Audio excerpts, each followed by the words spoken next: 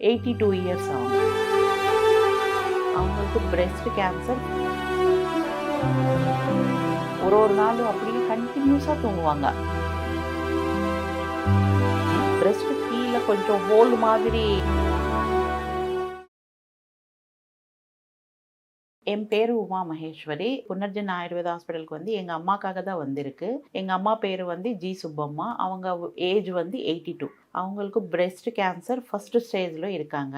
So நான் என் friend மூலமாக இந்த ஆயுர்வேதா ஹாஸ்பிட்டல் ஹைதராபாத்தில் இருக்குன்னு சொல்லிட்டு தான் நான் இங்கே வந்திருக்கு. ஸோ இந்த பிரான்ச்சில் வந்து நான் வந்து ஃபஸ்ட்டு விசிட் பண்ணி டாக்டர் கன்சல்டேஷன் எல்லா ரிப்போர்ட்ஸ் காட்டினேன். ஸோ அது வச்சு அவங்க எனக்கு மெடிசன் கொடுத்தாங்க. 45 டேஸ் கோர்ஸு. அந்த 45 டேஸு நான் யூஸ் பண்ணியிருக்கேன். பட் சம் ஃபுட்டு மட்டும் அவாய்ட் பண்ண சொன்னாங்க. அந்த ஃபுட்டு நான் அவாய்ட் பண்ணிவிட்டு அவங்களுக்கு அந்த டேப்லெட்ஸ் கொடுத்துட்டே இருக்குது. அவங்க நல்லதாக இருக்காங்க இப்போதுக்கு.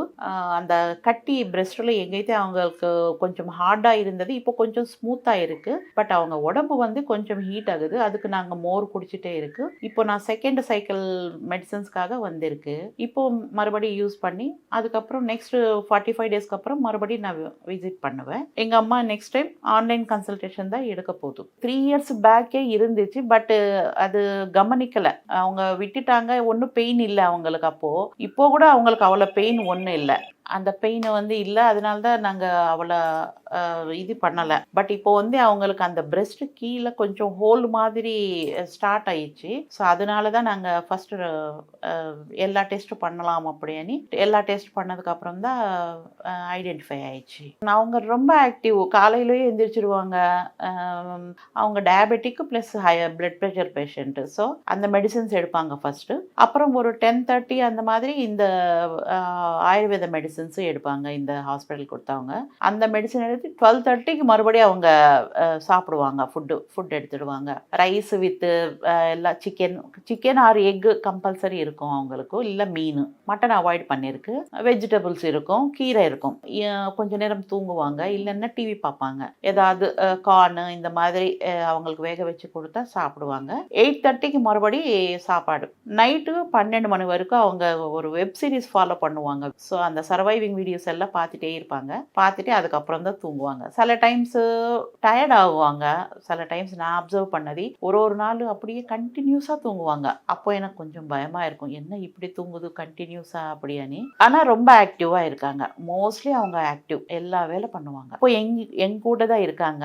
எங்கள் அப்பா கூப்பிடுறாரு. அப்பா 94 இயர்ஸா. ஸோ அவர் வேலை பார்த்துக்குவார். யார் மேலே டிபெண்ட் ஆகுவாங்க இந்த வயசில் அவரும். ஸோ அம்மானு பார்க்கணுமான்னு தோணுது, கூட்டிட்டு வா அப்படின்னு சொல்கிறாரு.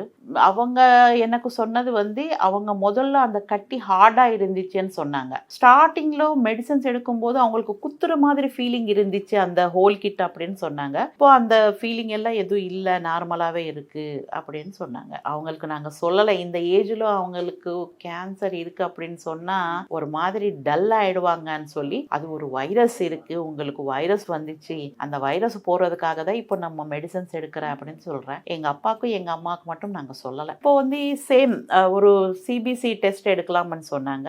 சிபிசி டெஸ்ட் எடுத்துகிட்டு அவங்களுக்கு வாட்ஸ்அப்பில் அனுப்பணும்னு சொன்னாங்க. அது முடிச்சுட்டு அது அந்த ரிப்போர்ட்ஸ் பார்த்துட்டு பார்ப்போம் அப்படின்னு சொன்னாங்க. ஒரு கஷாயம் எழுதி கொடுத்தாங்க. மார்னிங்கு அண்ட் ஈவினிங்கு அந்த கஷாயம் சாப்பிட சொன்னாங்க, ட்ரை பண்ண சொன்னாங்க. மீதி ஒன்றும் சேஞ்ச் இல்லை. Same medicines, same food avoid, அவ்வளோதான்.